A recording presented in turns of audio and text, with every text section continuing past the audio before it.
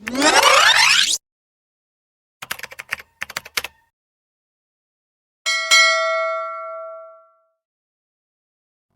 Everyone, welcome to VR Edu creators.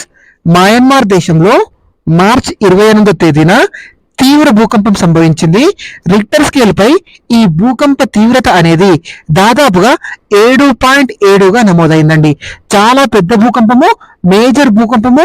ఇప్పటి వరకు Myanmar లో సంబంధించిన భూకంపాలను కనుక పరిశీలించినట్లయితే 1912 తర్వాత ఇదే అత్యంత తీవ్రమైనటువంటి భూకంపము.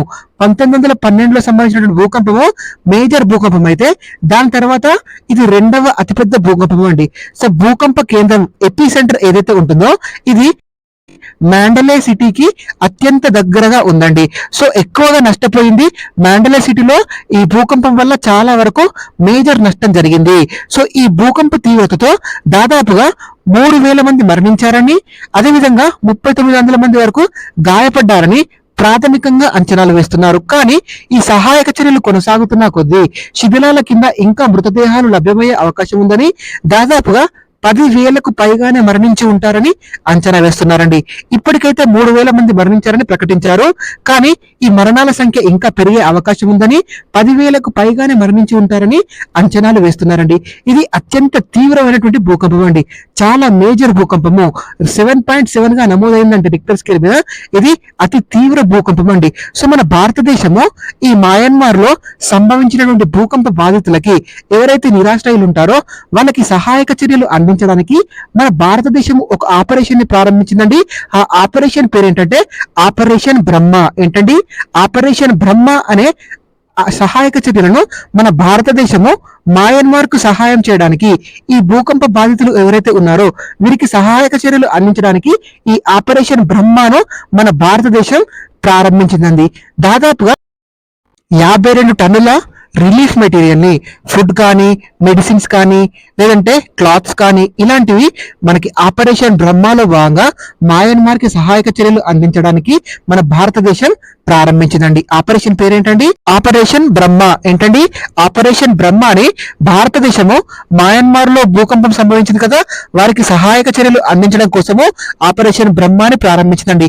మయన్మార్ ఈ భూకంపం నుండి త్వరగా కోలుకోవాలని, అదేవిధంగా ఎవరైతే గాయపడ్డారో వారు కూడా త్వరగా కోలుకోవాలని మనస్ఫూర్తిగా మనం ప్రే చేద్దామండి. అదేవిధంగా మనకి 2024 సంవత్సరంలో ఒక తుఫాన్ అనేది తీవ్ర నష్టాన్ని కలిగించిందండి. అదేంటంటే యాగి తుఫాన్. ఏంటండి యాగి తుఫాన్. ఈ యాగి తుఫాన్ అనేది మయన్మార్, లావోస్, వియత్నాం దేశాలలో భారీ నష్టాన్ని కలిగించిందండి. తీవ్రంగా మనకి నష్టపోయాయి ఈ మయన్మార్, లావోస్, వియత్నాం దేశాలు. ఏ తుఫాన్ అండి? యాగి తుఫాన్. ఈ యాగి తుఫాన్ కి సహాయక చర్యలు అందించడానికి, ఈ యాగి తుఫాన్ వల్ల నష్టపోయినటువంటి దేశాలు ఏవైతే ఉన్నాయో వాటికి సహాయక చర్యలు అందించడానికి మన భారతదేశం ప్రారంభించినటువంటి ఆపరేషన్ ఏంటండి?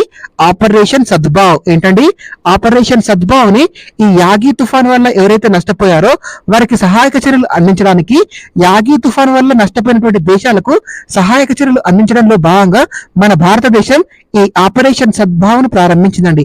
ఏంటండి ఆపరేషన్ సద్భావ్. అదేవిధంగా మన భారతదేశం ప్రారంభించినటువంటి ఇతర ముఖ్యమైనటువంటి ఆపరేషన్లు కూడా చూద్దామండి.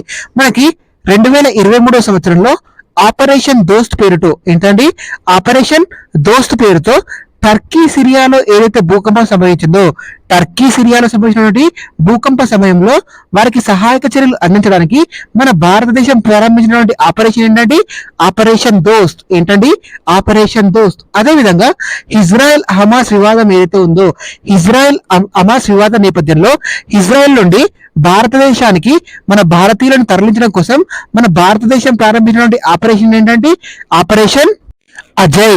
ఆపరేషన్ అజయ్ ని ప్రారంభించింది. అదేవిధంగా సుడాన్ లో సంక్షోభం నేపథ్యంలో మన భారతీయులను ఆ దేశం నుండి తరలించడం కోసం మన భారతదేశం ఏ ఆపరేషన్ నిర్వహించిందండి? ఆపరేషన్ కావేరి నిర్వహించింది. ఏంటండి ఆపరేషన్ కావేరి. ఈ ఆపరేషన్ పేర్లు గుర్తుపెట్టుకోండి, మనకి చాలా చాలా ఇంపార్టెంట్. ఆపరేషన్ దోస్త్, ఆపరేషన్ అజయ్, ఆపరేషన్ కావేరి. అదేవిధంగా మనకి 2022 సంవత్సరంలో రష్యా ఉక్రెయిన్ యుద్ధం నేపథ్యంలో ఉక్రెయిన్ లో చిక్కుకున్నటువంటి భారతీయులను మన భారతదేశానికి తరలించడం కోసం మన భారతదేశం ఏ ఆపరేషన్ ప్రారంభించింది?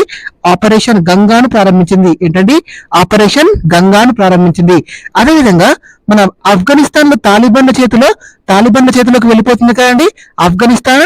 ఆ సమయంలో ఆఫ్ఘనిస్తాన్ లో చిక్కుకున్నటువంటి భారతీయులను మన భారతదేశం కోసం తరలించడానికి భారతదేశం ప్రారంభించినటువంటి ఆపరేషన్ ఏంటండి? ఆపరేషన్ దేవి శక్తి. ఏంటండి? ఆపరేషన్ దేవి శక్తి. అదేవిధంగా కోవిడ్-19 సమయంలో వివిధ దేశాల్లో చిక్కుకున్నటువంటి భారతీయులను మన భారతదేశం రప్పించడం కోసం మన భారతదేశం నిర్వహించినటువంటి ఆపరేషన్ ఏంటండి? ఆపరేషన్ వందే భారత్. ఏంటండి? ఆపరేషన్ వందే భారత్. సేమ్ ఇలానే కోవిడ్-19 సమయంలో వివిధ దేశాల్లో చిక్కుకున్నటువంటి భారతీయులను సముద్ర మార్గంలో కూడా మన భారతదేశానికి తీసుకురావడానికి భారతదేశం ఒక ఆపరేషన్ చేపట్టింది. అదేంటంటే ఆపరేషన్ సముద్ర సేతు.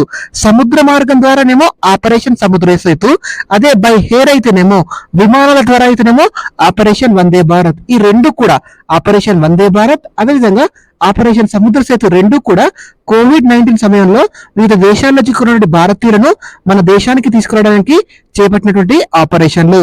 సో ఇవి ముఖ్యమైనటువంటి ఆపరేషన్లు అండి. మయన్మార్ లో సంభవించినటువంటి ఈ తీవ్ర భూకంపం నుండి, ఈ సివియర్ భూకంపం నుండి మయన్మార్ త్వరగా కోలుకోవాలని, అదే విధంగా ఈ భూకంపంతో ఎవరైతే గాయపడ్డారో, ఈ డిజాస్టర్ లో ఈ విపత్తులో ఎవరైతే గాయపడ్డారో వారందరూ కూడా త్వరగా కోలుకోవాలని మనందరం కూడా ఆ దేవుణ్ణి ప్రార్థిద్దామండి.